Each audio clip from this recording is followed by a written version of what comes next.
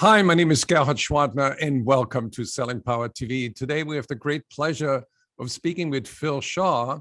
He is president and CEO of TransPerfect. Welcome, Phil. Thank you, Gerhard, and thank you for having me on your show. Tell us a little bit about the genesis of TransPerfect. How did it start? Well, we started the firm actually in a New York University dorm room.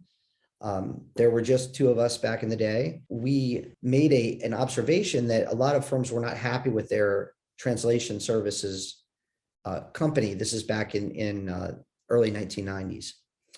And so in 1992, we started a company to perform language translation, and to do so, really meeting the client requirements and working backwards with respect to deadline, with respect to subject matter expertise, with respect to what kind of format the customer would like the translated text in or software program. And this was kind of a novel concept, and it really took off in New York City.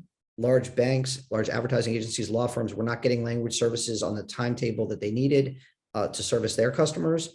And that's where we came in, and that was sort of the genesis of the corporation. Who was your first customer? That is a great question. I think it was an accounting firm that requested a Slovak translation in New Jersey. So I want you to translate something for me. What is the message over your right shoulder that's in Chinese characters? A spirit of independence and a freedom of thought. It's translated on the bottom.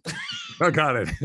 So translation services have transformed dramatically over the past 10 years, and now you have machine learning and AI. How has that impacted your business and helped you expand internationally? Many people view the rise of AI and machine translation technologies as a risk to our business. But I think the truth is, or the truth that we've experienced anyway, is that anything that helps our customers translate better, faster, cheaper, more content, better brand voice, anything that helps that process become more efficient actually allows them to translate more and more languages. So it's absolutely, the technology has made a translator be able to, let's say, more efficient on a amount of words per hour they can translate. It has not really replaced them.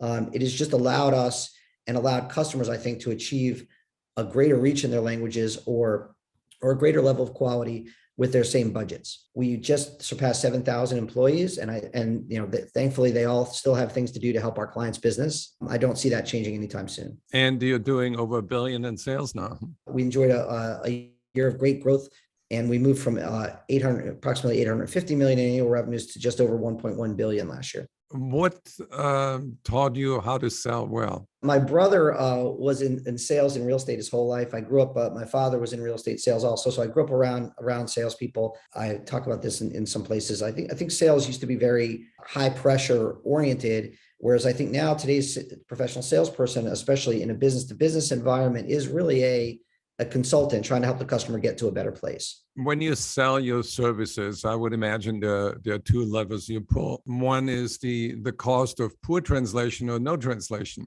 And the other one is the quality and speed of the service you provide. What were your other sales sort of tips and tricks that you want to share with everybody? If you're more entry level, I would cast a really wide net.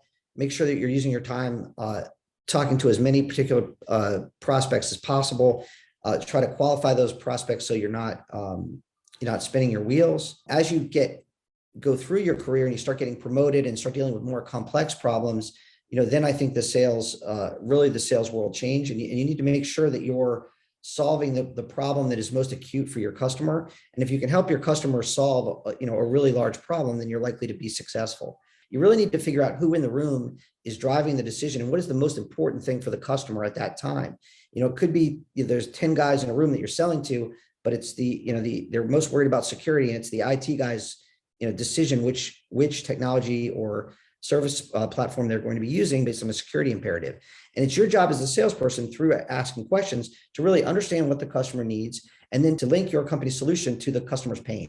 I've watched some of your presentations on YouTube, and what I noticed that you have an ability when you're on stage to transform the audience as a leader. I was wondering if you could reflect on that. How can other sales leaders that have sort of a desire to become president or CEO of their company, what advice can you pass on to them? Here's a little secret. The slides aren't really for the audience. The slides are for me. I don't really I don't really script, right? I more put broad concepts up on the screen and I talk to them, and I come from a place of experience. It's always good to talk about what you know about and what you've experienced. Probably not scripting, being able to take questions, talking in an engaging way. All these come from really knowing your topic that you're speaking about extremely well. A lot of salespeople struggle with confidence. How did you build yours? I think by facing rejection so many times that it just couldn't phase me anymore.